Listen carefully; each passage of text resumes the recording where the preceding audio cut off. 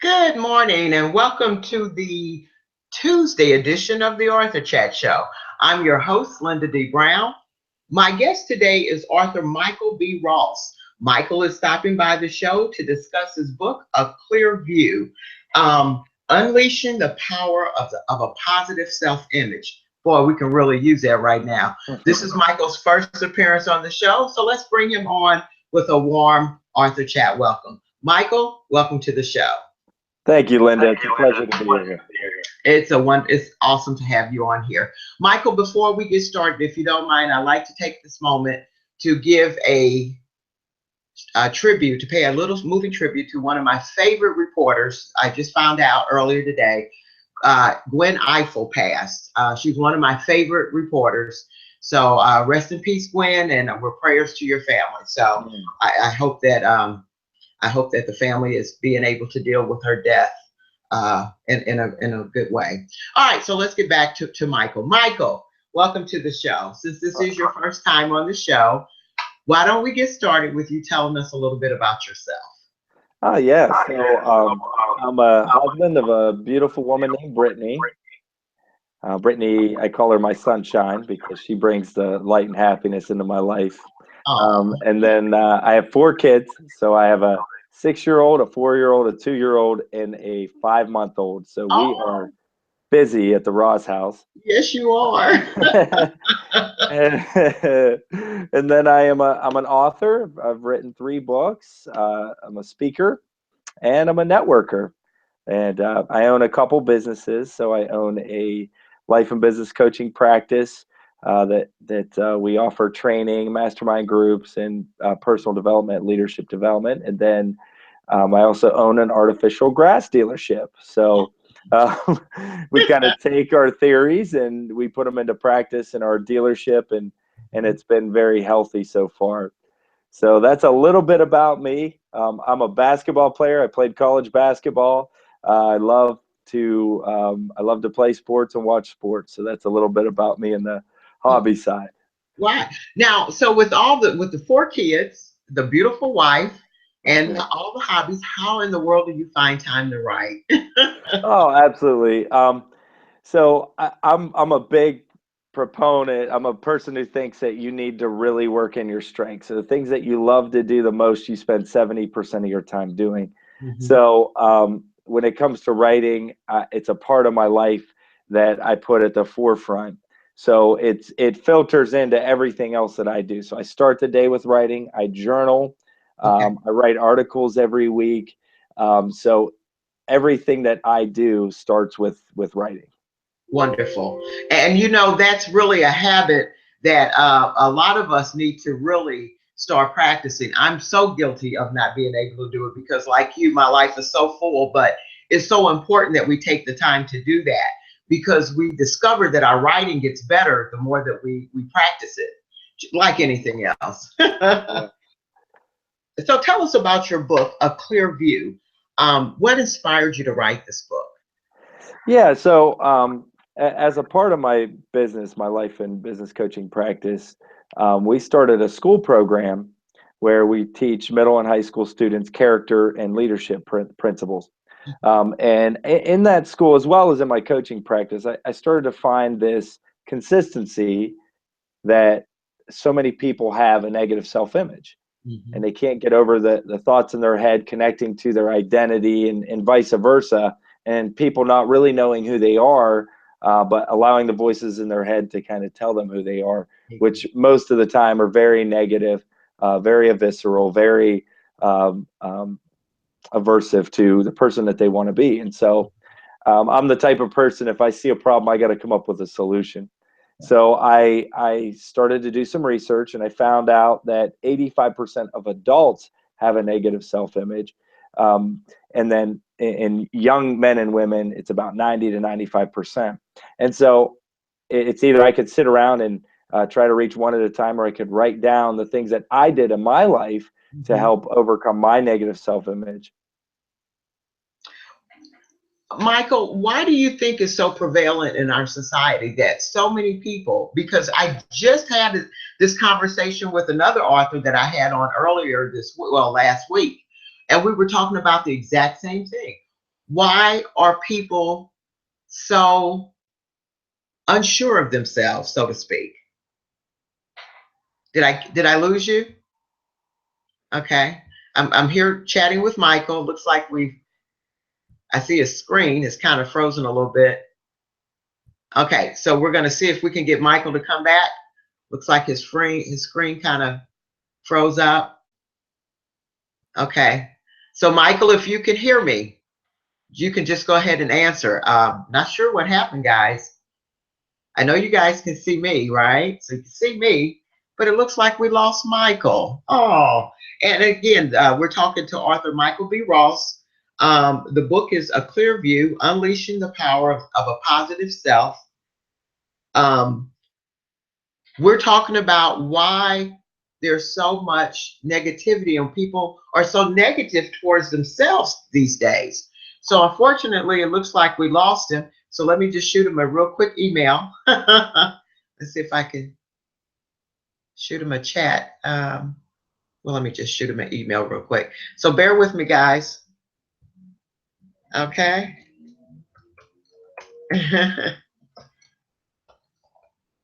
Oh, wow.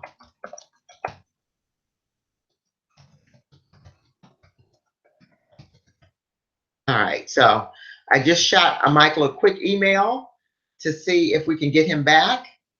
Oh, and I mean, he's gone. Oh, and my internet is working, so we're fine on this end.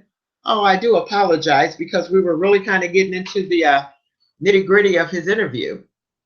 Wow. All right, so we're going to continue to see if Michael calls back in. Not really sure what happened. Okay. But you know what? While we're here, if you're on here, you know what? Let me shoot this link to my Facebook page. There he is. Oh my goodness. So There sorry you about that. are. Wow. Okay. All right. So you see me, Michael? Can you hear me okay? Yes. Yes. So Okay. sorry about that. That's quite all right. One thing about technology, you're going to always deal with something silly. That's right. Okay. Well, we're still here, and I was just reminding our listening audience that we were talking about why do you think it is that there's so many people, like you said, children and adults, Mhm. they have such a low self-image. What's going on? Well, I think it's a couple things. I think so. You have two things. You have environment. So environment, as they've shown, creates who we are more than anything else, and Yes. helps us identify who we are more than anything else. So Mhm. the identity from our environment socially has gone off and gone astray. And the main reason is because as a nation, at least here in the United States, and I would say globally as well, we have forgotten our values. And values, more than anything else, is what helps a person hammer out their identity and helps them really define and shape who they are. So if you go away from values, and what values value people, so values put a high value on human life. So if you take that away, well, then people start to identify with other things that don't have as high a value as things like kindness, generosity, respect, so forth and so on. Then the second thing is, we're not at a place that we once were with mentorships. There Yes. used to be a lot more mentorships, and in broken homes, the divorce rate I've seen, has gone up as high as 55%. And so when Mhm. you do have one parent, the parent has to work hard to provide for their children. And if they don't have a mentor there to show them the way, well, again, it creates a tumultuous area in their life where they're not able to make decisions based upon um, vicarious living. So through somebody else's mistakes, there to say, hey, Lynda, I've done this, or you say to me, Michael, listen, I've done this. You don't want to do this. So Exactly. if you don't have that, you can learn by beating your head off the wall, which isn't always the best option. And so those are Right. two major things. And then in general, I just think, as Mark Twain said, I think there's two very important days in a person's life. One, the day they were born, and Hmm. two, the day they find out why. I don't think many people know why they were born and what they're here to do. And I believe everybody has something they're meant to do. And that's why everyone's been given this sort of gift and basket full of strengths that they have to find the algorithm and how that works together. And most people don't know how to find that, and they need somebody to help them do that, but they don't know where to look. And I was one of those Exactly. people. I was beating my Right. head off the wall. I had no idea. And so I ended up on a jail cell floor 17 years ago. That's where I was. I had a felony on my record, and I was a mess. I was taking from society and not giving back. And I had one person come into my life and tell me that I was worth something, that I could do great things with my life. And I dared to believe, and that's about it. Mhm. But that's, There you go. I would just say environment and a lack of mentors is a big reason for the Absolutely. problem. I always say, Michael, that you're just a victim of your environment. And that is so true, whether that be a good environment or a bad environment. Now you Absolutely. mentioned that you mentor middle schoolers. Now I used to work at a public library, so I'm used to these middle schoolers. Oh my God, do you have your work cut out for you? This is something that you might also really want to start in elementary school, because this is a whole new breed of kids. Yes, it is. I mean, totally. Even their habits are totally different. My son is probably maybe about your age. He's how old is my son? 38. And I remember him going out playing, and you don't see that anymore. Kids are so focused on these video games. How do you reach these kids when you guys go into these schools, Michael? Yeah, what we do, Lynda, is the biggest thing for me and my team. I don't go in as much. I do assemblies now. I Okay. mostly work with businesses now, but my team goes in and they do the programs. But when I do assemblies, the biggest thing for me is I believe in the concept that if you honor others, they will Yes. honor you back. And you know that old saying, well, you got to give me respect to get respect. It's either you give it or get it. Well, I err on the side of I'm going to give respect first. So the first thing I try to do is I try to go in and I give them my utmost respect, and I treat them with dignity and honor, and I let them know how valuable they are as a human being. And then what I really try to do is not try to fit them in my box. So I don't have any preconceived notions that, Michael Ross is I'm going to go in there and say something that's going to just turn their life around. I know that my presence with them is the biggest present. So if Right. I can go in and just be present with them and and look at them in a way that shows them that they're valuable, what I end up finding is that these young men and women are very smart, because this millennial generation, as opposed to my generation, which is the Generation Xers, they are Mhm. consuming 4 times the information per day that I did. So Right. one thing you can find out about these young men and women is they have the ability to process information very quickly. Now, Yes. here's the problem with it, is that they sometimes equate information for experience, and it Hmm. is not that case. So you'll hear a lot of young men and women, well, I know. Well, there's a difference between knowing intellectually and knowing experientially. And so Exactly. so what I try to do is I invite them to teach me. So I actually will invite them, show me how. If well, show me how. Well, what it does is it creates the ability for an experience for them. So whatever it may be, I'm always trying to get them to experience life, because playing a video game is not life experience. Um, chatting with somebody online is not relational connection. It's not Yeah. experience. As much as they want to say it is, it isn't. So what I'm always trying to do is create the environment where they can have experience, because that is really what's lacking. And what you'll find is people learn 5 times greater through intense emotional experiences than they do through repetitive auditory and visual stimulations. So I'm always trying to create experience for them, because that is what will really get them off the couch and Right. and get the breeze on their face. I mean, get out there, skin some knees, and go experience life, because there's nothing like physiologically experiencing the knowledge that they have. Exactly. There's a phenomena that I think is cute. I love the name, but unfortunately, I saw it a lot when I worked at the library, and it's the helicopter parents. Oh. That your expression is priceless. Talking about, right? Yeah. They cover so much over their kids can't breathe. How do you deal with that? And then do you see that? Apparently you do a lot and when you go into these schools. We do, and the problem is with it is the age of independence now for young men, especially, is 28 years old. And so kids are not able to live independently from their parents until they are 28. And for young women, it's a lot younger. It's 23. Um, so what I try to do is I try to encourage parents to make sure, instead of handling their kids' problems, that they become a mentor. At the age of cognition, which is the age of 11 years old, on average, at that point in time, kids actually have the capacity to start figuring out the problems for themselves. So what I try to encourage parents to do is take it on a coaching role. So as life and business coaching is more about asking beautiful questions. Well, what would you do in this situation? How would you handle it? Okay, let's see what would work. If you did that. Helicopter parents are coming in, they're wiping their noses, they're cooking everything for them, they're cleaning up after them. And there's no set of standard or accountability for these young men and women.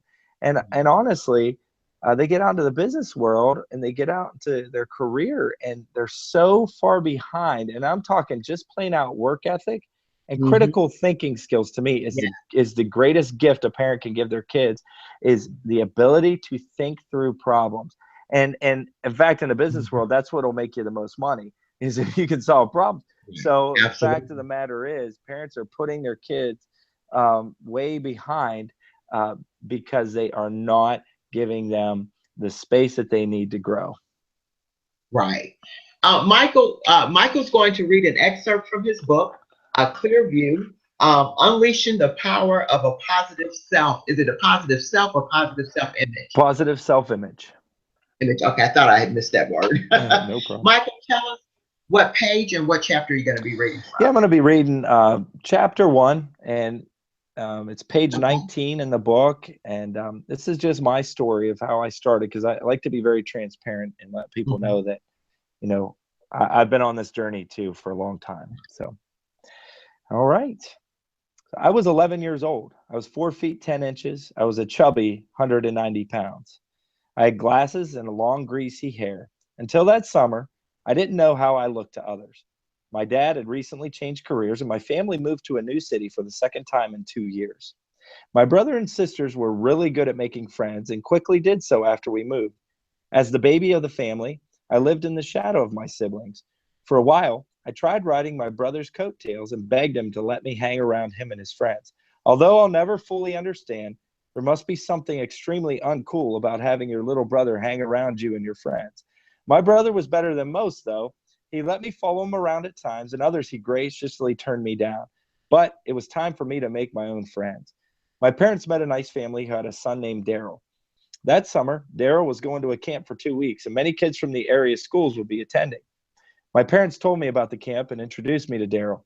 I liked him immediately and decided I wanted to go to camp too. In the weeks leading up to the camp, I dreamed about all the friends that I'd make and the popularity I'd have.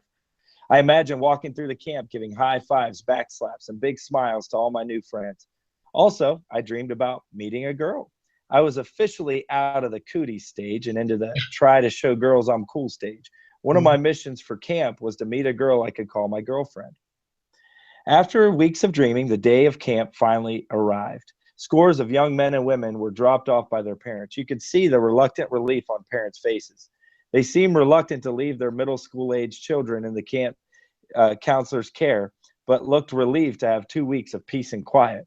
After we said our goodbyes, we were directed to the camp's main building for check-in. As Daryl and I were waiting in line, the strangest thing happened to me. My palms began to sweat. My heart began to race, and logical thoughts escaped me. There, in the girls' line, I saw the most beautiful girl I had ever laid eyes on. A girl with perfect hair, eyes, and face. I felt like one of those cartoon characters where the hearts beat out of their chest. I looked at Daryl and said, "Dude, I got to talk to her." I didn't have a plan. I didn't have rhyme or reason. I just knew I had to talk to her. We dropped our stuff off in our room, and then I began surveying the camp for this girl. After looking what seemed to be an eternity, I finally spotted her. She was standing by a swing set talking to her friend. Again, my palms began to sweat.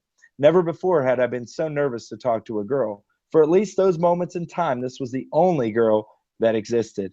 I thought long and hard, well, at least 10 minutes, about a strategy for approaching her when a plan crystallized. Daryl and I would walk up to these girls and I would strike up conversation by saying something extremely cool and witty.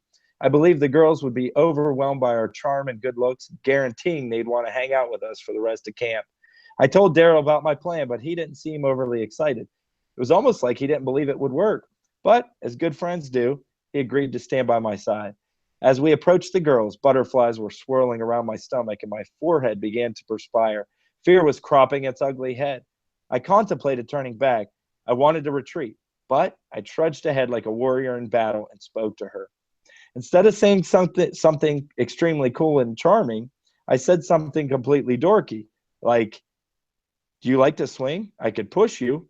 Fail. I didn't know it at the time, but girls have radars go off when guys show interest in them. She was obviously a seasoned professional at flirting, and I was a rookie. Instead of graciously letting me down, she gave me no hope. She blankly turned to me and said, "You're fat and ugly. I just wanted you to know that." Wow. Game over. Hurt? Disappointed? Embarrassed? No, those aren't strong enough words to describe how I felt. More like devastated, hopeless, and crushed. It was bad enough she called me fat and ugly, but she did it with complete assuredness. She didn't follow with, "I'm just kidding," or "I didn't mean that." She simply went back to her conversation as if I no longer existed, as if I was a plague and her words were the cure. I spent the next few weeks looking in the mirror, chastising myself for being fat and ugly. The phrase, "you're fat and ugly," played through my mind like a song on repeat. Those words embedded themselves deep into my subconscious. Unfortunately, that wasn't the end. A month after camp, another word sank its teeth into my self image: stupid. Since my family moved to a new county, we were required to take placement tests at the county educational offices. The day I went to take the tests, I had a baseball game, and testing was the last thing on my mind. Every circle I filled in reminded me of a baseball I would hit. The lady given the test was blank and unfeeling, much like the pretty girl by the swing set. After testing was over, the scores were generated. The lady brought my mom, my brothers and sisters into a conference room. She praised my brother and sisters for their high intelligence. She made special note of my brother, who was well advanced for his age. I quickly realized I was the only one she wasn't praising. I optimistically thought she's saving the best for last. In that case, however, she saved the bad news for last. In front of my mom and siblings, she talked about my poor test scores, followed by her diagnosis that I had a learning disability. She Mm. was using really big words to explain my condition, but as an 11-year-old, all I heard was blah, blah, blah, Michael's stupid. My mom said, "My mom is the sweetest lady in the world, but when she disagrees with something, she does so adamantly." She began to strongly disagree with the lady, and they eventually had to agree to disagree. On the way home, my mom tried to reassure me that I was smart like my brothers and sisters. I appreciated her attempts to make me feel better, but I was smart enough to know there aren't many mothers out there who would admit their kids are stupid. The damage had already been done. Fat, ugly, stupid. Those three words became the wardens in my prison of self hatred. I was deeply wounded, but didn't want to admit it. I didn't want to admit I was weak. I didn't want to admit that people's words had control over me. Instead, I began to hate my image. I hated who I was perceived to be. I hated who I was. I hated my future. In addition, I hated the world around me. I hated rules. I hated regulations. I hated school. I hated organizations. Most of all, I hated people. I hated how I didn't feel good enough. I hated how people can be so cruel in the face of kindness. I hated how people are selfish. I especially hated the fact that in spite of my hatred, I longed to be loved and accepted. I was hurting, but instead of working through the hurt and pain, I decided to get even. The words from Timon of the Lion King resonated with me. When the world turns its back on you, you turn your back on the world. The words fat, ugly, and stupid were lies I told myself over and over and over again. And the more I believed those lies, the more bitter, angry, and malicious I became. The 8 years following my 11-year-old summer, my self hatred grew. I got into tons of fights. I lied all the time. I stole from my friends and family. I cheated my way through school. I treated girls like pieces of meat. I vandalized property. I manipulated good people. I did all kinds of drugs. I drank a lot. I burned, punched, and cut myself. And I cut others with my words. I thought by hurting others, I could make my hurt disappear. But it only made it worse. Behind my tough guy persona was the 11-year-old boy wounded by the words fat, ugly, and stupid. Those words beat me into a dark corner and held me there. I believed I was no good, so my actions were no good. Eventually, my behavior led me to a jail cell. I vividly remember sitting in a cell with 15 other guys while waiting to see a judge. The men in the holding cell weren't shy about sharing who they were and the time they'd done. One guy talked about doing time with his dad. He was almost proud of it. Honestly, I felt sorry for him. If anyone deserved an excuse, it was him. His dad set an example and he followed. Simple as that. Me, I had no excuses. My parents raised me right, and I turned away. But like most others who had been hurt, I had no idea I allowed my past sufferings to dictate the man I'd become. All I knew for that, all I knew was that men were supposed to be tough, and showing pain was a sign of weakness. I thought by suppressing the hurt, it would go away, but it was in the darkness it grew. Metaphorically, the hurt became infected and eventually became a disease. It controlled me. The judge was candid. He simply looked at me and said, "Son, I've seen your case 100 times. I suggest you join the military or get into a service organization. If you don't, you'll wind up with behind bars for a long time." His words resonated. One thing about unresolved hurt is it makes you extremely selfish, sensitive, and defensive. I had spent so much time trying to protect myself from getting hurt again. I had not given any thought to helping others. So when the judge mentioned service as a way of avoiding punishment, I became intrigued. Soon after meeting with the judge, I was on a flight headed to boot camp. I think I'll stop Wow. there. Yeah, I mean, that is amazing, compelling. And Michael, I have always said to parents and educators, teachers, those that have authority over children, be careful what you say because words hurt. They can Yeah. destroy you. So I'm Yeah. so glad that, first of all, that you shared that with us. And look at the young man that you have become with all of that destruction that Yeah. came into your life at the age of 11. So Yeah. thank you so much for sharing that with us. Very compelling. I was actually on the edge of my seat just listening to you read that. I'm serious. That was really great. Thank you Oh, so thank much. you. Now, believe it or not, we're winding down our time. Yeah. Tell us what it is you'd like for people to get to understand from your book when they once they purchase it. Yeah. And again, a clear view, unleashing the power of a positive self-image. Yeah. So the biggest thing is the book is it's got a lot of great stories like that. But it reads like a workbook. I didn't want to just write conceptually. I wanted to give people tools to overcome because, I've spent since that time, that was 17 years ago when I was in jail. And I've spent, greater part of 15, 16 years in just recently have felt I've really gotten to a place mentally and spiritually where I have overcome, a negative self-image that I truly feel like I can live wholeheartedly. Is I wanted to document that and say, listen, here's how you do it. It's not easy. It can be hard. It's difficult. And I put a lot of challenges in the book. So it reads like a workbook. Okay. Uh, but I wanted people to know that this will, if you follow the steps in this book, this will guide you to overcoming a negative self-image. And so guys, especially guys, need to buck up. A lot of guys are wounded. They have dad wounds. They have mom wounds. They have disappointment wounds. Guys need to buck up and address their negative self-image. And I don't like the excuses guys make because I was one of those guys who made the excuses. Right. And men really need to overcome their negative self-image and become men again, Right. and lead and honor their women and honor their children, and not be absentee anymore. We need to get the men in this country and in this world back to being great fathers and husbands. And so the Absolutely. only way to do that is to overcome the negative self-image. But same for women. I just say, if you read this, understand that you're a princess. You don't have to devalue yourself to get approval from a man. Put the effort into you and the wholehearted living, and a good man will come by. So Absolutely. I tell the girls that all the time. Absolutely. A woman shouldn't be looking for a man anyway. Mm-mm. It's a man's right to find the perfect woman. So allow That's him that right. And Michael, one final thing. I bet you with all the things that you've experienced, with the 4 kids that you have, those 4 precious babies that you have, that you're very careful the words that you speak over them, aren't you? We are very careful, yeah, and we are quick to say we're sorry when we screw up, and kids need to hear parents tell them that I am not perfect. And Exactly. we do. We tell them we're sorry as quick as we screw up. So Right. Absolutely. And I used to tell my son all the time, I'm not perfect. There's no perfect person. So allow yourself to make some mistakes. Just own up to them and try not to do them again.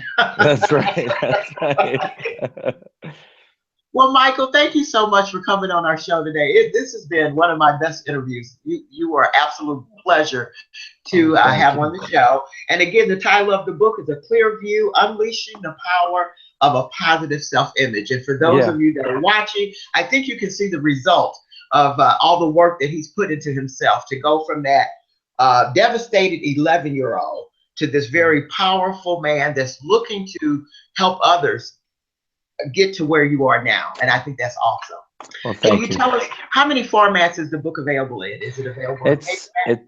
Yeah, it's on Kindle. It's electronic format, Nook. You can get it on Amazon.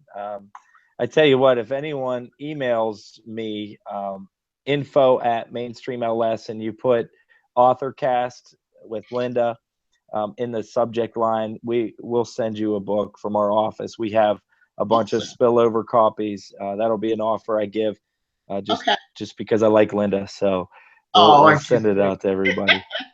And this is why I do the Author Chat show. Do me a favor, Michael. Send me that link. I'll put it on our Author Chat Facebook page, and we'll go ahead and promote it for you. All right. Thank you so much, Lynda. Okay. All Not a right. problem. Get out here and enjoy the rest of your Tuesday. All right. You have a great. You too. Bye Bye. bye.